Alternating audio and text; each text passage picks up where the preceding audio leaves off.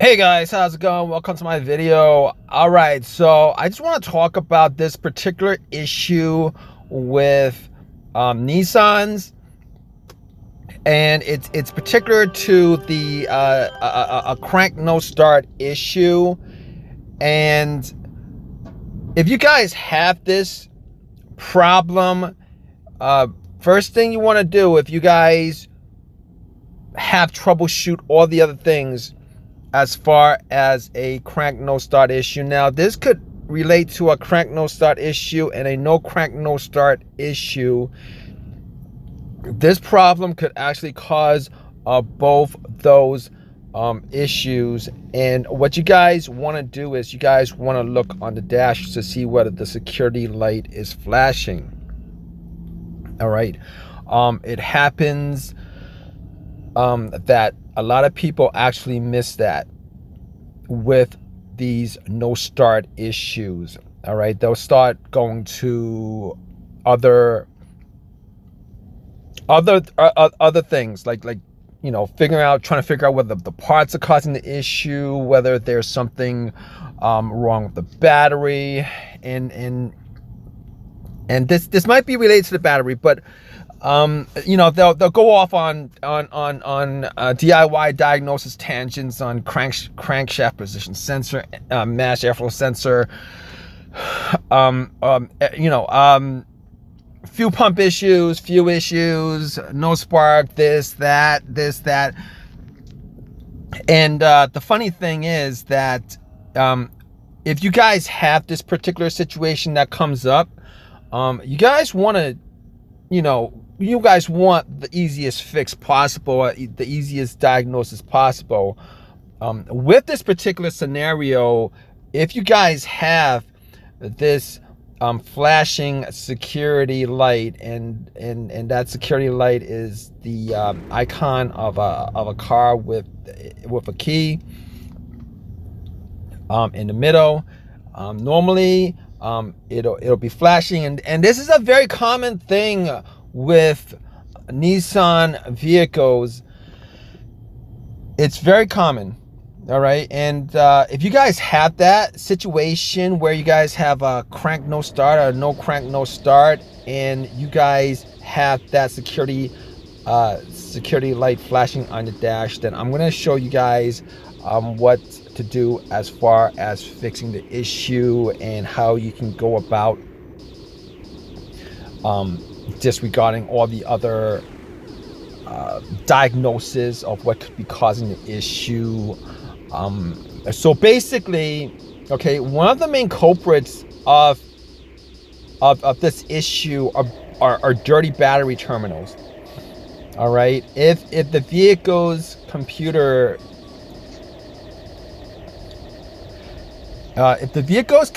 senses that the charge in the battery, whether it's because the battery is bad or because the connector is corroded, the terminal is corroded and it's not a very good connection, and it's reading that it's a low battery, it's gonna cause this light to flash. All right, if this light flashes, you're not gonna be able to start your car. It might crank, it might not crank. You're not gonna be able to start it for the most part. All right, so simple fix to that is, what you guys want to do is you guys want to go to the battery, take the terminal off, clean it. You want to make sure that the battery is good, because if the battery is not good, it could cause that light. If you guys know the battery is good, then you don't have to change the battery, clean the terminals, put the terminals back on.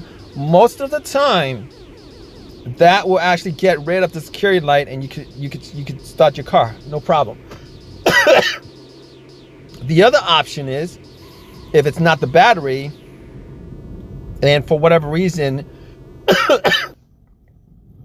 you guys need to reset the immobilizer, there are specific Nissan models where you can actually, there is a button on the back of, I believe it's on the back of the cylinder, or or the immobilizer, the cylinder. Now, this is not particular to all Nissan models. Some models have it, some models don't. You're gonna have to take off the cover, see if there's a model. You see if your model, your vehicle has that. If it has that, all you gotta do is just press the button, it resets it. All right, if it doesn't, you might have to do something something else. You might have to reprogram the immobilizer, reprogram your key or whatever. But before you guys get to that, all right, what you guys want to do is you guys want to make sure that your fob key battery is good. All right, if your fob key battery is dead or it's drained or it's not or it has issues for whatever reason, maybe because the battery needs to be replaced. A lot of people don't know that, and they go through all this DIY fixes, try to you know, try to change out parts. Just make sure that all these little simple things are good. All right, it doesn't cost much. It's very easy to do. You guys can change out the battery in your key fob. The bad battery in your key fob actually could cause that light to come on. All right, so I'm giving you guys like a rundown on all the things that you guys can do simply just to get your vehicle started. All right, one by one. Now, if your battery is good, your terminals are clean, your key fob battery is good, and you know that for a fact, changed out that stuff, you guys still have this issue, we're going to move on to the fuse box. All right, now, if you guys have a blown fuse, it could be related to the security system. It could be related to the ECU. It could be non-related to the security system, and it could still cause this light to flash. All right, there are instances, because cars these days with electronics, they're interconnected. All right, I've seen situations, not just on Nissans, but seen situations where a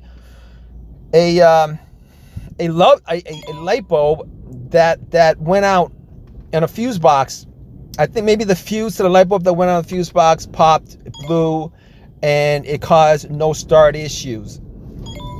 It's possible. So what you guys want to do in this case is make sure, either with a fuse tester or with a fuse tester, make sure that all your fuses are good, because any blown fuse could actually cause this security light to flash. All right, guys, so as far as the fuses are concerned, there's 3 fuses that you guys should look for specifically, but in cases like this, you guys would definitely just want to make sure that all your fuses are good and not blown. Like I said, they're all connected, but there is an immobilizer fuse in the fuse box. There is a TCM fuse in the fuse box, and I believe there's another fuse that's connected to the ECU in the fuse box that you guys specifically want to make sure that is not blown, because if any of those fuses are blown, there is a definite good chance that not only are you going to have the issue with not being able to start your car and the security key flashing, you might have some other issues with your vehicle, because those fuses are integral to not only starting your car, but also the communication between your car's computer and mechanically whichever parts that those fuses are connected to also. All right, guys, so I just pretty much gave you a rundown of what you guys can look for with this situation. Sometimes if you guys have this situation, you might get a check engine light, and you guys have an OBD2 scanner. You guys could plug it in, and you guys could read read out what the codes are. And sometimes, a lot of times, if you have this issue, you might get a code for the immobilizer. But before you guys do any of that stuff, as far as going deeper into replacing parts, testing out parts and stuff like that, just do those simple things. They're not very difficult to do. In many cases, you probably be able to get your car started and resolve your situation without actually having to make it a bigger issue with taking it to a shop or a dealership and spending money on all that stuff with and a lot of times these shops and dealerships, they have issues figuring this stuff out too. But that's the guideline for this particular issue. If you guys have any questions, definitely leave a question in the comment section. You guys have any comment or any kind of your own personal experiences with this, definitely leave a comment in the comment section. Please subscribe. Please give me a thumbs up. All that good stuff. All right, guys, take care.